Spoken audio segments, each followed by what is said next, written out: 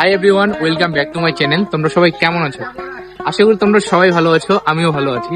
তো আজকে আমরা চলে আসছি, আমি আর আমার বন্ধু মহাদেব, কান্তজি মেলায় দেখতে। যে মেলা নভেম্বরের 5 তারিখে, দেখি কি অবস্থা। তো দেখতেই পাচ্ছেন আপনারা, ক্যারেং দিয়ে খাল করতেছে এবং মাটি ভরাট করতেছে।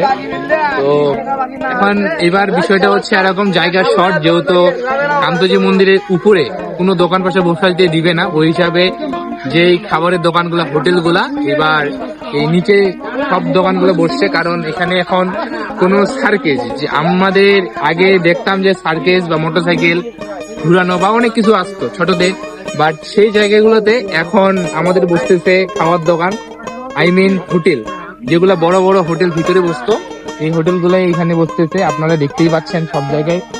আর ছোট বাচ্চাদের জন্য খেলার জন্য, খেলাধুলার জন্য এখন কোথায় বসবে সেটা এখনো বলতে পারতেছি না। তবে সার্কেস, যেগুলাকে সার্কেস বলে, ওই সার্কেস গুলা হয়তো এবার আসবে না। যাত্রাপালা, সার্কেস, আরো বিভিন্ন ধরনের বিভিন্ন কিছু আছে, সেরকম বসার জায়গায় দেখতেছি না। তবে ওইদিকে জায়গা আছে, ওইদিকে ধান এখনো কাটেনি, পাকেনি। তবে কোথায় বসবে, হয়তো মেলাটা এবার কিরকম হবে এটা বলতে পারছি না। তবে যেমনই হোক না কেন, মেলাটা খুব ভালো। নমস্কার, আপনারা মেলায় সবাই চলে আসবেন। আর রাস মেলা কিন্তু নভেম্বরের 5 তারিখে, আর মেলাটা হবে 1 মাস ব্যাপী। তো আপনারা সকলেই আসবেন। নমস্কার।